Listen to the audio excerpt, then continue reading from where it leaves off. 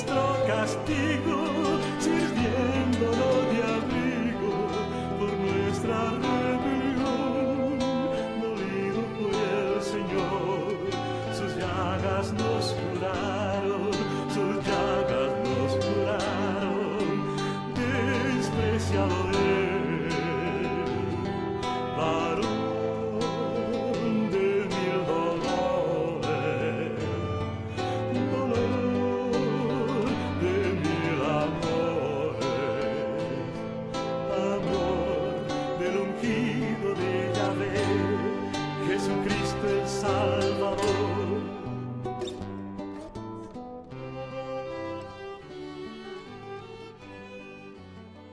El gran despreciado.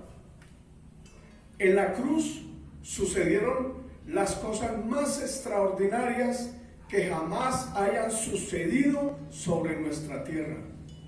Aunque a través de la historia haya existido el dolor, y muchas veces dolor extremadamente profundo causado por la maldad del hombre, ningún dolor se compara al dolor de la cruz. El dolor que conocemos a través de la historia de la humanidad está casi siempre unido a un sufrimiento de destrucción, de pérdida. Las guerras a través de la historia nos recuerdan la infamia de la injusticia, de la opresión, de la dictadura, el drama continuo de la caída del hombre. El mayor dolor que la historia conoce ha sucedido cuando el hombre ha sacado a Dios de su vida. Cuando el hombre ha sacado a Dios de su vida, entonces sale a la luz la maldad pura. Cuando el hombre saca a Dios de su vida, entonces se entroniza y busca empoderarse sobre los demás. En el libro Así habló Zaratustra, Federico Nietzsche cuenta la historia de un viejo al que llama loco. Y dice, ¿no han oído hablar de aquel loco que con una linterna encendida en pleno día corría por la plaza y exclamaba continuamente, busco a Dios, busco a Dios? Como justamente se habían juntado allí muchos que no creían en Dios, provocó una gran diversión. ¿Se te ha perdido?, dijo uno. ¿Se ha extraviado como un niño?, dijo otro. ¿No será que se ha escondido en algún sitio? ¿Nos tiene miedo? ¿Se ha embarcado? ¿Ha emigrado? Así gritaban y se reían al mismo tiempo. El loco se lanzó en medio de ellos y los fulminó con la mirada. ¿Dónde está Dios?, exclamó. Se los voy a decir. Nosotros lo hemos matado. Ustedes y yo, todos somos unos asesinos. Los dioses también se corrompen. Dios ha muerto y lo hemos matado nosotros. Pero cuando Zaratustra, el personaje importante de este libro, estuvo solo, así habló a su corazón. ¿Cómo es posible? Este viejo santo aún no ha oído nada en su bosque de que Dios ha muerto. Este libro de este autor alemán fue un libro base para Adolfo Hitler. Es la base para la teoría de la raza superior, de la raza aria, de la prédica de que existe una raza superior y otras inferiores. Y como resultado, el dolor y muerte infligido a millones de personas y a los que se consideraba no dignos de existir. Cuando el hombre se olvida del Señor, lo primero que desaparece es el amor. Influye el dolor sin compasión. Podemos explicar fácilmente esto. Podemos ver la corrupción que fluye rampante en todos los niveles, en todos los estratos, desde el rico al pobre, desde el sabio al ignorante. El hombre sufre en extremo cuando Dios desaparece de su vida. Incluso muchas veces para cumplir sus propósitos maquiavélicos, el hombre utiliza el nombre de Dios para oprimir, para destruir, para ejercer dominio. Pero aunque utilicen el nombre de Dios, este está desaparecido, ausente de sus vidas. El dolor a nombre de Cristo, pero sin Cristo, fue y ha sido un dolor infame, malo y destructivo.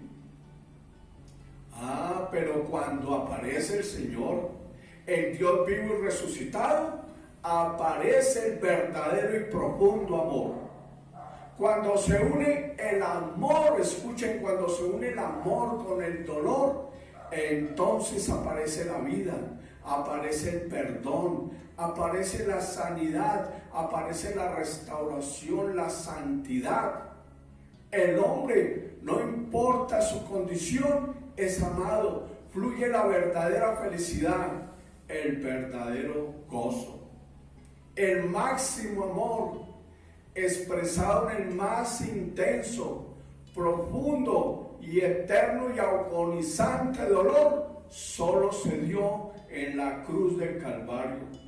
No hay otro lugar, no existe ni existirá mayor entrega, mayor dolor, mayor oportunidad para el hombre que la cruz del amor. La cruz romana, que era la cruz de maldición, decía: maldito todo aquel que muere en la cruz. Pero esta cruz romana se convirtió luego en la cruz del amor. Pero dos cosas suceden en la cruz, dos cosas. La primera cosa, no podemos decir que el dolor físico de Jesús es mayor que el de muchos otros hombres. Que otros hombres sufrieron y sufrieron físicamente lo indecible de una manera superior al sufrimiento físico de Jesús. Muchos han sufrido a través de la historia vejámenes, torturas más profundas que las que sufrió el Señor Jesucristo. Pero la diferencia entre el dolor físico de Jesús al resto de los hombres es que la tortura, el dolor de todos los hombres que pasaron por esta infamia, lo hicieron por ideales, quizás algunos, otros por defender a otras personas, o por actos de guerra o injusticias. Siempre era la defensa quizás de sus propias ideas o propósitos, o simplemente porque alguien quiso destruirles sin ningún motivo o por venganza. En cambio, el sufrimiento físico de Jesús fue por causa de todos los hombres. Se dio a sí mismo por aquellos que creían en Él. Se dio a sí mismo por aquellos que eran indiferentes a su mensaje. Se dio a sí mismo por aquellos sus enemigos. Se dio a sí mismo por aquellos que lo torturaron y lo mataron. Se dio a sí mismo sin distingo de clases, de ideologías, de raza. Se dio a sí mismo al pleno sufrimiento y a la muerte por amor de todos los hombres. Entonces el sufrimiento físico de Jesús estaba libre del odio del enemigo. Estaba libre de aquel que le golpeó, aquel que lo torturó. Estaba libre de que le arrancó su barba. No tuvo en cuenta su dolor. Había podido rehuir al dolor, pero se dio al dolor por amor. Esa es la gran diferencia entre el dolor físico de los hombres y el dolor físico de la plenitud del amor. Sufriste porque me amaste porque sufriste. Él no echó culpas, no manifestó rencor alguno, no se resistió, como cordero se dejó llevar al matadero. Isaías 56 dice algo extraordinario. Ofrecí mis espaldas para que me azotaran. Ofrecí se entregó a sí mismo, entregó sus espaldas para que le azotaran y dejé que me arrancaran la barba. No retiré la cara, ofrecí, dejé, no la tomaron. Él entregó su cara, entregó su barba, entregó su espalda. Isaías 52:13 dice algo extraordinario. Mi siervo tendrá éxito, será levantado y puesto muy alto. Así como muchos se asombraron de él al ver su semblante tan desfigurado que había perdido toda apariencia humana. Había perdido toda apariencia humana. El Salmo 22, versículo 14 dice: soy como agua que se derrama, mis huesos están dislocados, mi corazón es como cera que se derrite dentro de mí. Tengo la boca seca como una teja, tengo la lengua pegada al paladar. Como perros, una banda de malvados me ha rodeado por completo. Me han desgarrado las manos y los pies. Puedo contarme los huesos. El dolor físico de Jesús, que se dio a sí mismo por cada uno de nosotros, enemigos, amigos, por el ateo, por el cristiano, por todos los hombres. Lo segundo es que el dolor físico no tiene punto de comparación al dolor para el cual Jesús había venido y que durante toda su vida se había preparado. Ese dolor que le esperaba en la cruz fue el que le hizo exclamar: Padre, pasa de mí esta copa, pero que no se haga mi voluntad sino la tuya. Ese dolor no experimentado por hombre alguno, un dolor que solo podía recibir Jesús para cumplir el propósito para el cual se había hecho hombre y con una sola meta, la cruz del Calvario. Es el dolor imposible de medir. Es el dolor que debían sufrir. Ese dolor lo debían de sufrir y pagar todos y cada uno de los hombres de la tierra, desde la creación del mundo hasta cuando desaparezca este mundo. Ese dolor le correspondía a los hombres por sus pecados. Debía cada hombre pagar por sus pecados.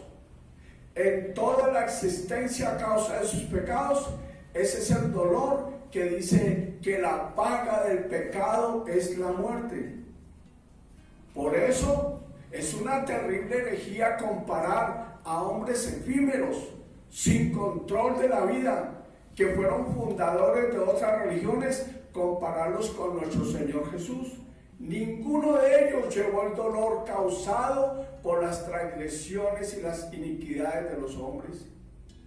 Cuando el hombre, en cualquier época de la historia de la humanidad, muriere, tendría siempre, sin ninguna excepción, 2 espadas clavadas cuando se presentare ante el Dios creador. Una, Romanos 3:23. Todos los hombres están eternamente destituidos de la gloria de Dios. Todos los hombres se van a presentar ante Dios destituidos de su presencia. Y 2, ¿y qué paga van a recibir? Y la paga del pecado es la muerte eterna, separados eternamente de Dios. Romanos 6:23. Así que el destino del hombre a causa de su pecado era la separación eterna. A causa de sus pecados, su castigo era la separación eterna. Pero la cruz, allí el 100% hombre, el 100% Dios, Jesús, estaba pagando la deuda por todos los hombres. No por uno, no por aquellos que dicen ser santos, sino por todos los hombres. Allí el hombre se estaba poniendo en paz con Dios por causa de la entrega y el dolor del Señor Jesús. El Padre ya no busca ningún hombre para saldar la deuda de sus pecados. Ya no descarga su ira y castigo sobre ningún hombre a causa de sus pecados. Buscó los pecados de los hombres, todos sus pecados, y los halló en el crucificado. Buscó el pecado y encontró en Jesús el pecado de todos los hombres, y entonces descargó toda la ira contra el pecado, todo el castigo, toda impunidad fue juzgada allí en la vida de Jesús. La vida de Jesús se extinguió por causa nuestra. Su dolor, cada dolor era el dolor que yo debía llevar. El castigo que yo merecía por mis pecados lo recibió Jesús. Sufrió mi enfermedad, sufrió tu enfermedad, sufrió la separación que me correspondía. Dios mío, ¿por qué me has abandonado? Sufrió la separación a causa de los pecados nuestros. La cruz fue la plenitud del dolor, no fue el dolor físico. Esa fue la mayor decisión que jamás alguien tomó, entregarse a sufrir físicamente por todos nosotros. Fue en cambio en la cruz cuando cargó todo el peso de nuestra vida para que tuviéramos paz para con el Padre, paz con Dios. Isaías capítulo 53, versículo 1 dice: ¿quién va a creer a lo que hemos oído? ¿A quién ha revelado el Señor su poder? La pregunta es muy clara. ¿Quién va a creer este mensaje que hoy estamos predicando? ¿Quién va a creer el mensaje de la cruz? ¿Quién ha recibido la revelación en su vida? El versículo siguiente dice: el Señor quiso. Escuche, el Señor quiso que su siervo creciera como planta tierna que hunde sus raíces en la tierra seca.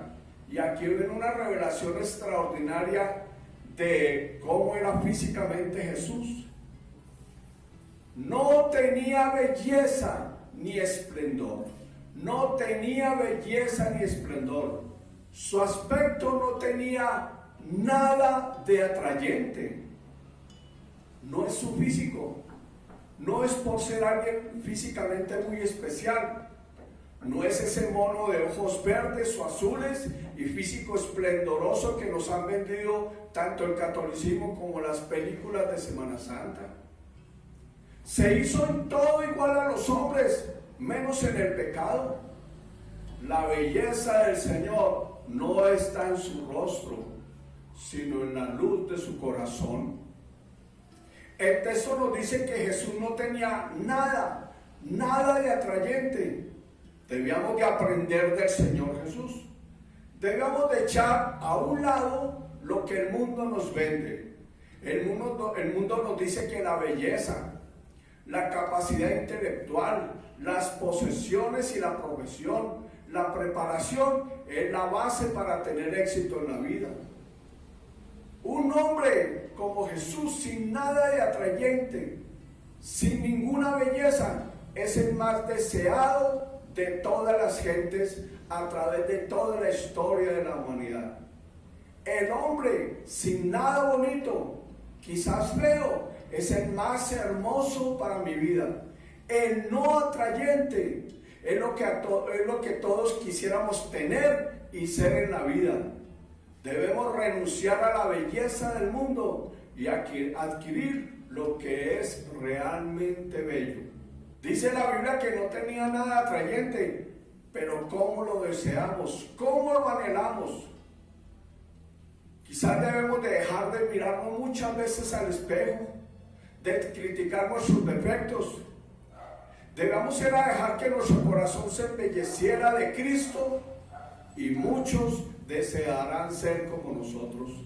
Como dice la Escritura, el corazón alegre hermosea el rostro. Dice el versículo 3: despreciado y desechado entre los hombres. No lo desecharon unos pocos. La Biblia dice, todos los hombres lo desecharon. Nos dice la Escritura, lo desecharon, lo despreciaron.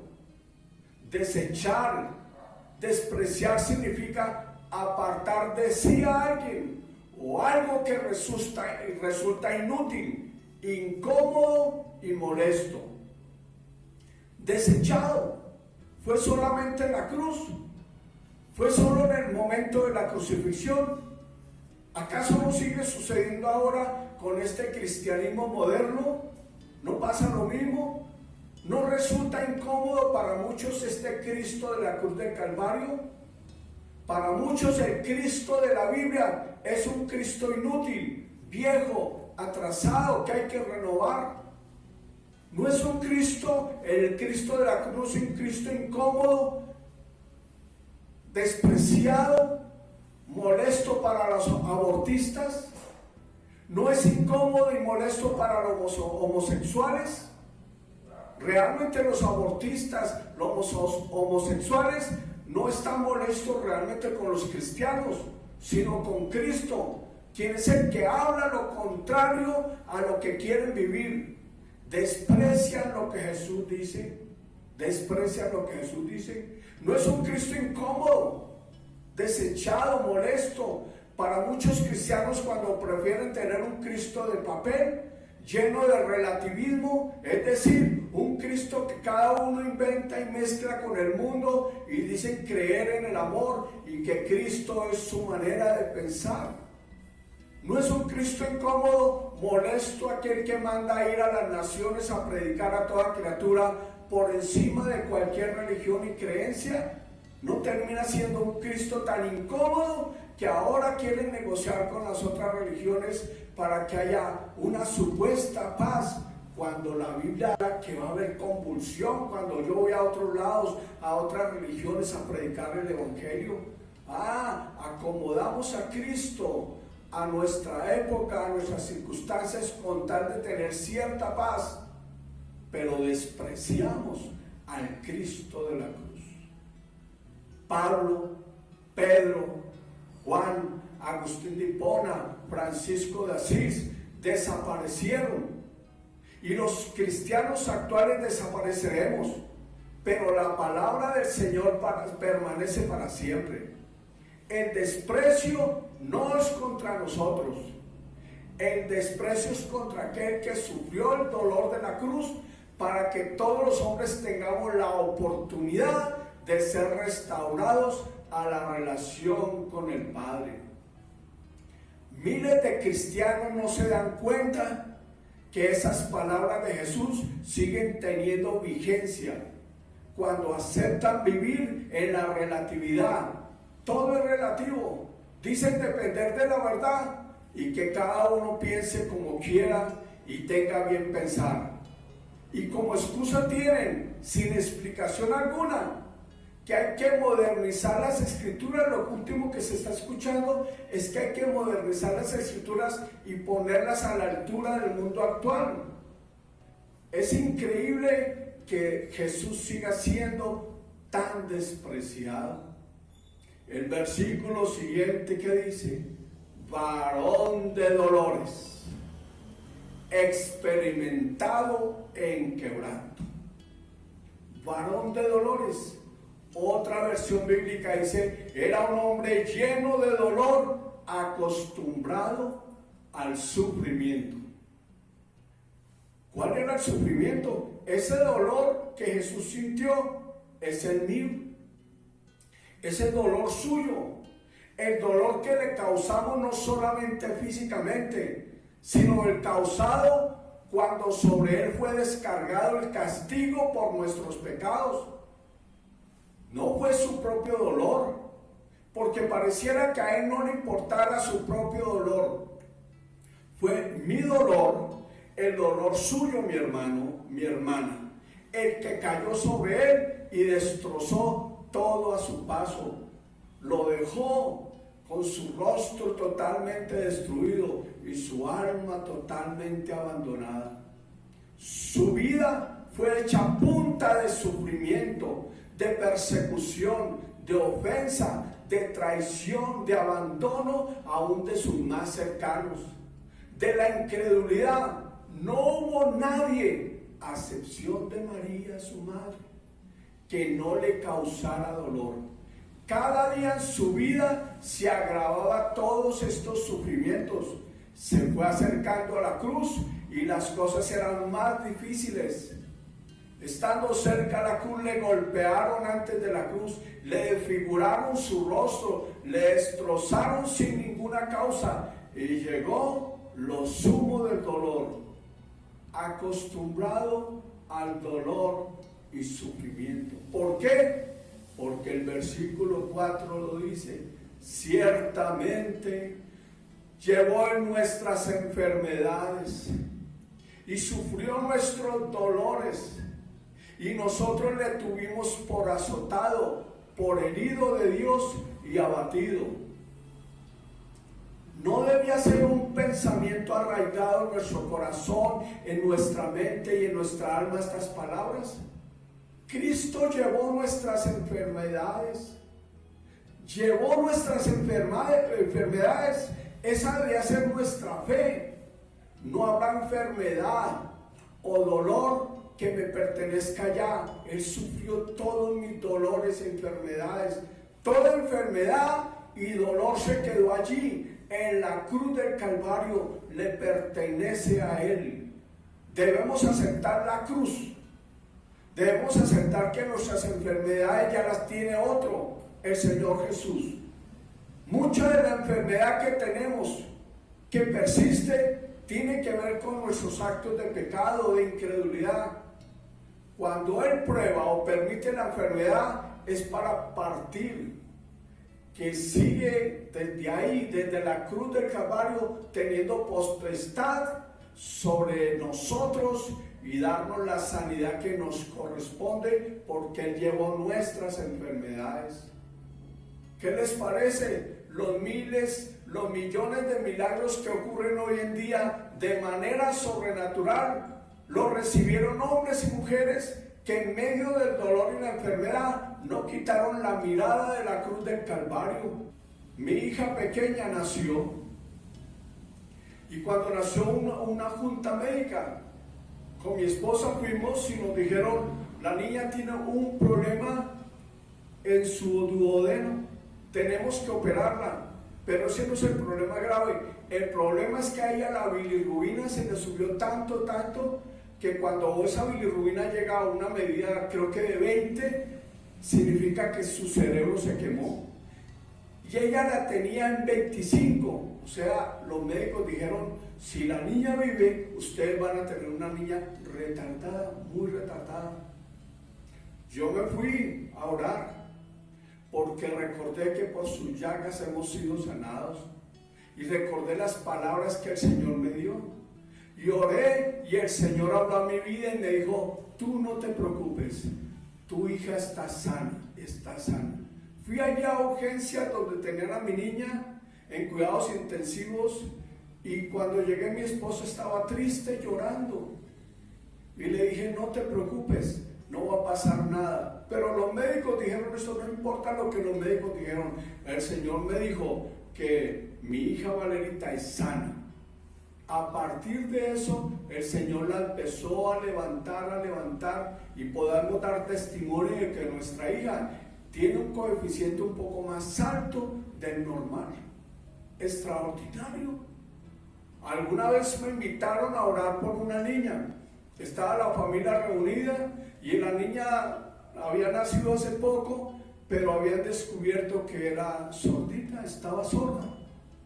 Me acerco a la niña, impongo las manos, oro, y hay algo tremendo sobre la niña, difícil. Entonces ordeno a eso que salga de esta niña, que salga. Y cuando volvimos a hacer las cosas para que se le hacen a un niño que oye bien, ella reaccionó, y actualmente es una niña, no sé cuántos años tiene, 8 o 7 años, y es una niña totalmente sana. ¿Por qué? Porque nuestras oraciones deben de estar basadas en nuestra fe, en lo que Cristo hizo en la cruz del Calvario.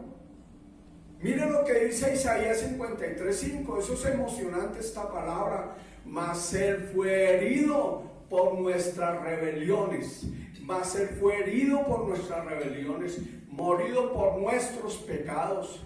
El castigo de nuestra paz fue sobre él, y por su llaga fuimos nosotros curados. ¿Quién hirió a Jesús en la cruz del Calvario? Las heridas físicas, él no las tuvo en cuenta. Pareciera que en la cruz del Calvario no le importara su propio dolor. Sus palabras demuestran que estaba allí en la cruz del Calvario para recibir todo el peso del castigo por causa nuestra. Nos rebelamos, todos los hombres sobre la tierra, somos por naturaleza pecaminosas, rebeldes. Pero él prefirió el martirio, la muerte, el ser molido para reconciliarnos con el Padre. No fueron los clavos, no fue la lanza, no fue el sufrimiento físico lo que me puso en paz con Dios. Fue recibir todo el peso del castigo que merecíamos todos los hombres. Él pagó el precio por el pecado. Fue molido, herido para reconciliarnos con el Padre. El castigo que recibió el Señor Jesús trajo la paz del hombre con Dios. Y por sus llagas, sus manos rotas, su pérdida total de su sangre, que nos llevaron a la muerte, nos llevaron a la sanidad eterna. No solamente física, pues en Cristo hay oportunidad de ser liberados de toda enfermedad. Sanó la herida, la ruptura que había entre el hombre y nuestro Padre Dios. Por eso cuando un hombre entrega su vida a Cristo, goza de la sanidad y la liberación completa. Ya no lo apremia delante de Dios el pecado, ya no tiene miedo al infierno, ya nada lo podrá separar del amor de Dios en Cristo Jesús. Isaías 53:6 dice: todos nos descarriamos como ovejas, cada cual se apartó por su camino, mas Jehová cargó en él el pecado de todos nosotros. ¿Hay algún hombre que pueda levantarse y señalar el pecado a otro sin señalar el suyo? ¿Hay algún hombre o santo que pueda decir que venció al pecado con sus propios esfuerzos? Un solo pecado me destituyó de la gloria de Dios, un solo pecado. Hay una ilustración que aprendí hace varios años. Supongamos que usted tiene 3 pecados diarios. Si solo tiene 3 pecados diarios, podemos considerarlo un santo. Lo debemos de beatificar. Quizás dijo hoy una mentira. Quizás no oró o no leyó la palabra. Quizás no le predicó a nadie. Quizás se enojó con alguien. Estoy colocando pecados suaves, pero que en la Biblia delante de Dios son delitos. Porque recuerde Romanos 3:23, la paga, por cuanto todos pecamos, y estamos destituidos de la gloria de Dios. Y Romanos 6:23, la paga del pecado es la muerte. En Mateo capítulo 5, el Señor coloca el enojo como un pecado terrible. Coloca la mentira al señalar a la mentira como un hijo de Satanás, porque él es padre de la mentira. Entonces veamos este ejemplo. Supongamos que usted solo tiene 3 pecados diarios. Mejor dejémoslo en uno solo, un solo pecado diario. Imagínese uno solo. Estamos hablando de un santo. Pero un solo pecado multiplicado por 30 al mes y multiplicado por 12 meses sería 360 delitos, pecados. Y entonces, si usted viviera, como es el promedio de vida en nuestra nación, 70 años, ¿cuántos delitos tendría? 360 por 70 daría 25.100 pecados. dejémoslo en 25.000 delitos en su vida. ¿Qué cree que le sucedería a usted cuando se tenga que presentar ante Dios justo, bueno y santo con 25.000 delitos? ¿Qué cree lo que le pasaría? Imagínese, cuando nuestro Padre Dios abra los libros y juzgue a este santo con 25.000 delitos, podrá entrar al lugar santo donde no hay pecado. ¿Con cuántos pecados murió Mahoma? ¿Con cuántos pecados murió Buda? O cualquier hombre a través de la historia. En cambio, la Biblia dice que Jesús era en todo igual a los hombres, menos en el pecado. El sin pecado, el Cordero de Dios que quita el pecado del mundo, vino a este mundo a ponernos en paz con el Padre y ser él mismo la puerta para la reconciliación del hombre con el Padre. Este es el hombre con su pecado que nos separa de Dios. Dice la Biblia, todos nos descarriamos como ovejas. Cada cual se apartó por su camino, mas apareció en el mundo alguien sin pecado, Cristo sin pecado, en una relación totalmente perfecta con Dios. Y dice, todos nos descarriamos como ovejas, cada cual se apartó por su camino, mas Dios cargó en Cristo todos mis pecados. Cristo llevó, no hay impunidad. Los pecados de este hombre que merecen todo el castigo, Dios no los perdonó porque sí, porque si lo hubiera perdonado sin tomar ninguna justicia, sería un Dios impune, habría impunidad. Pero dice, todos nos descargamos como ovejas, cada cual se apartó por su camino, mas Dios cargó en Cristo el pecado de todos los hombres. Y cuando el Padre buscó a quien tomar el castigo por los pecados, ¿cómo me vio por causa de Cristo? ¿Cómo me vio? Y Cristo pagó. La ira de Dios, la paga del pecado, la muerte. Cristo pagó por mí, por ti, por todos los hombres sobre la tierra. Eso hizo el Señor Jesucristo. ¿Quién va a creer el anuncio de Él? Este es el mensaje cristocéntrico. Tanto amó Dios al mundo que entregó a su Hijo unigénito para que todo aquel que le cree no se pierda, mas tenga vida eterna. Y fue mansamente a la cruz del Calvario para llevar todas nuestras culpas, nuestros pecados, nuestro dolor, nuestras enfermedades. El versículo 7 de Isaías 53 dice, angustiado él, afligido, no abrió su boca. Como cordero fue llevado al matadero y como oveja delante de sus trasquiladores. Enmudeció y no abrió su boca. Y se dispuso con los impíos su sepultura, mas con los ricos fue su muerte. Aunque nunca hizo maldad, ni hubo engaño en su boca. Aunque nunca hizo maldad, ni hubo engaño en su boca. Con todo, escuche, con todo Jehová quiso quebrantarlo, sujetándolo a padecimiento, cuando haya puesto su vida en expiación por el pecado.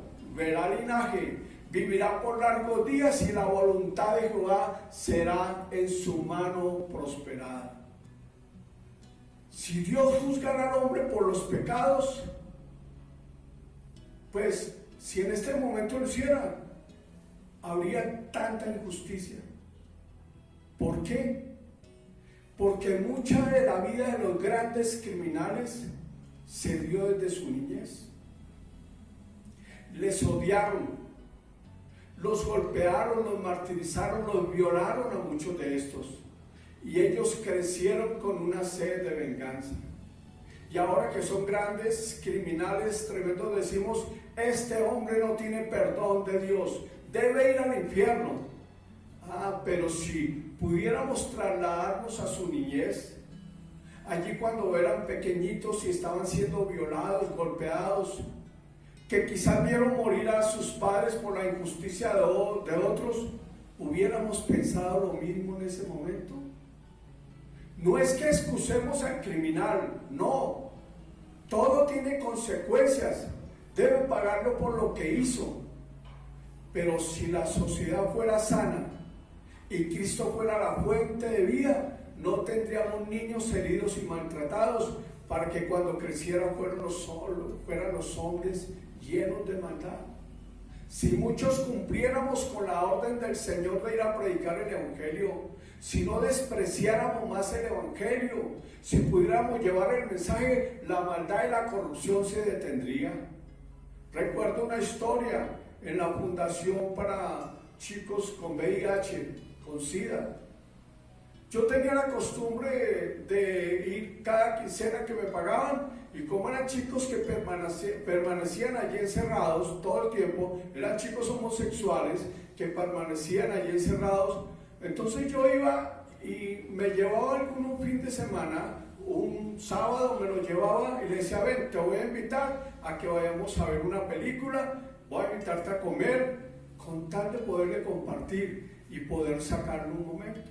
En cierta oportunidad saqué a uno de ellos, nos fuimos, estando allí en la 63 con 13, íbamos caminando cuando él dice, wow, mira qué hermosura, mira qué belleza. Y en mi cabeza, pues imaginé una mujer bonita, hermosa, me volteo y él estaba mirando un hombre terrible.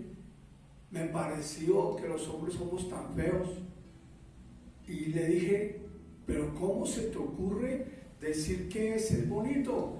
Bonita es la mujer que viene allá, mírala tan bonita, mira la sonrisa de aquella tan bonita. Y él dijo, no, yo veo a los hombres, me parecen hermosos. Y nos sentamos a hablar y le pregunté por qué tenía esa concepción, por qué no podía mirar a la mujer como cualquiera. Y él dijo, es que yo tengo mi historia. Mi papá y mi mamá querían tener una niña y nací yo, y mi mamá nunca pudo aceptar que yo fuera un niño. Ella había comprado todos los vestiditos rosita, todas las cosas eran color rosita, y mi mamá nunca aceptó que yo fuera un niño. Así que desde el primer momento me vistió como niña, todo era rosita, todo lo hacía como rosita. Y cuando empecé a tener entendimiento me decía, el día de mañana cuando tengas tu esposo y cuando hagas tal cosa, vas a tener un hogar y vas a tener muchos hijos. Y me metió en la cabeza desde que nací que yo era una niña. Nunca tuve una mente de hombre, siempre fue de niña. Cuando tenía como 5 o 6 años, mi abuelo me violó, me violaron otros hermanos, vivieron violándome, y yo tenía la concepción de que era una mujer. Aunque estoy en un cuerpo de hombre, mi mente es una mente de mujer. Y yo me pregunto, con toda esta historia de Carlos, esta historia tan terrible de este muchacho, a los 5 o 6 años, si se hubiera muerto y ya tenía un carácter homosexual, y hubiera muerto y hubiera ido a la presencia del Señor, Dios por ser homosexual lo envía al infierno. ¿Hubiera sido justo? ¿Hubiera sido justo? ¿Hubiera sido justo de aquellos niños que fueron violados, maltratados, que desgraciadamente su mentalidad es solamente criminal ahora de viejos? ¿Hubiera sido justo que por siendo viejos el Señor los mande al infierno cuando de pequeños Dios vio lo que estaba pasando? ¿Hubiera sido justo eso? No, tenemos que entender por qué Cristo murió en la cruz del Calvario. Nos quitó la carga más terrible por el cual los hombres podíamos ser juzgados con una injusticia tremenda en muchísimos, que es el pecado, los pecados. Entonces el Señor hizo algo tremendo.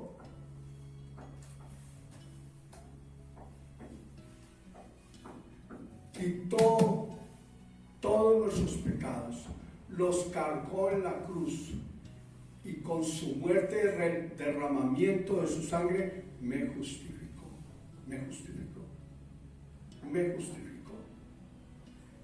Pero ahí no puede terminar la historia.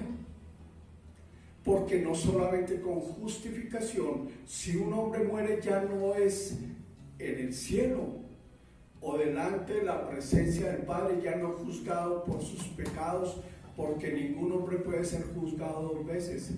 Cristo fue juzgado por nuestros pecados. Entonces está la otra parte. Y la otra parte es la santificación. Los pecados se arreglan con la muerte de Cristo. La culpabilidad fue arreglada con la muerte de Cristo. Pero ahora Cristo resucitó. Y ahora está pidiendo que yo acepte este sacrificio. Cuando yo lo acepto, sucede la segunda cosa. Él entra en mí. Cambia mi corazón de piedra por un corazón de carne. Entra en mí y ahora me santifica. Me justifica, me santifica. Dos cosas. Ningún hombre podrá entrar a la presencia del Señor sin santidad. Y la santidad se da cuando Él entre en mí y cambia el corazón de piedra. Justificación, santificación. Si solo acepta la justificación y no acepta a Cristo la santificación, entonces será juzgado ya no por sus pecados. Será juzgado por haber rechazado la obra completa de Cristo. Justificación, santificación. La muerte y la resurrección de Cristo, las dos cosas. La muerte de Cristo nos justificó y llevó el pecado de todos los hombres sobre la tierra. Y la resurrección de Cristo me da la oportunidad de recibirlo vivo y resucitado, que cambie mi corazón, que entre en mí y me santifique. Dos cosas importantes: el quitar la culpabilidad delante de Dios y el corazón corrupto que nos lleva al pecado. Pero si usted no hace eso, si solo usted tiene la justificación, pero rechazó la santificación, la Biblia tiene una noticia impresionante, terrible. En Hebreos 10:26, Hebreos 10:26, porque si seguimos pecando intencionalmente, después de haber conocido la verdad, aunque a usted le predicaron de Cristo, aunque a usted le dijeron que Cristo llevó todos sus pecados, aunque Cristo dice en la Biblia que lo quiere reconciliar porque para esto murió en la cruz del Calvario, y usted decide no aceptar aquello que le fue predicado, ya no queda más sacrificio por los pecados, porque solo hay un sacrificio por los pecados: Cristo. Dice el versículo 27 de Hebreos 10: solamente nos queda la terrible amenaza del juicio y del fuego ardiente que destruirá a los enemigos de Dios.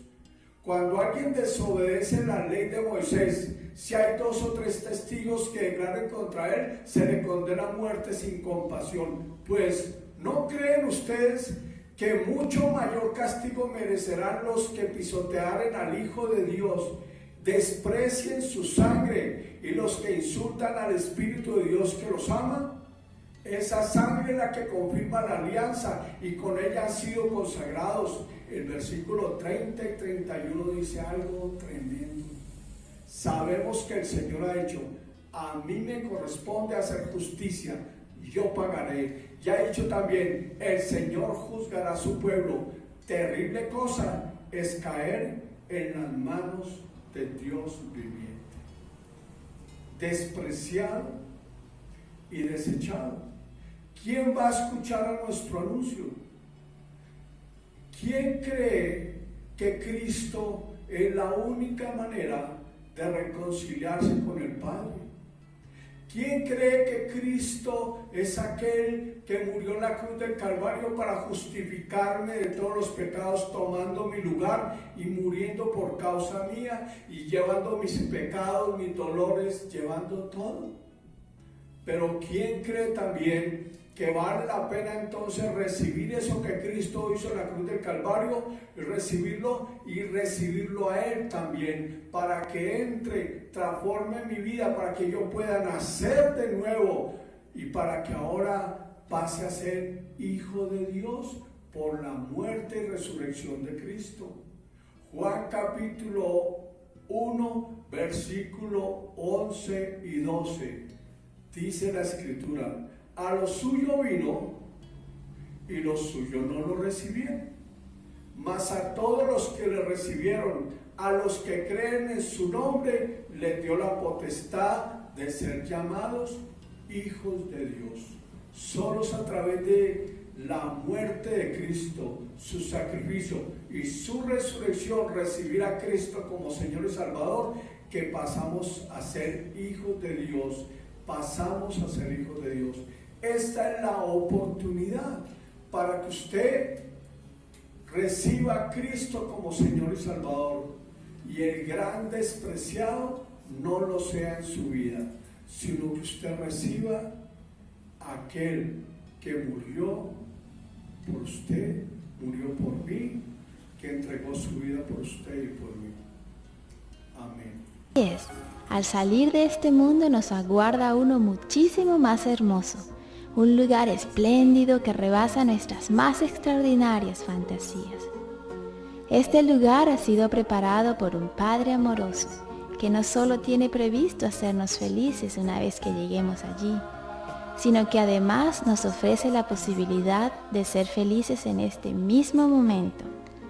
Es tanto el amor que Él siente por nosotros, que entregó a su único Hijo amado, a Jesucristo, para que muriese por nosotros.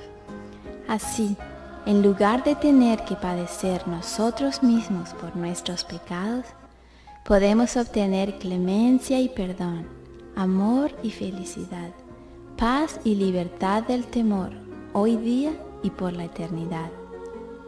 Este hermoso mundo puede nacer para ti en este instante, si tan solo abres la puerta de tu corazón y recibes su gran amor.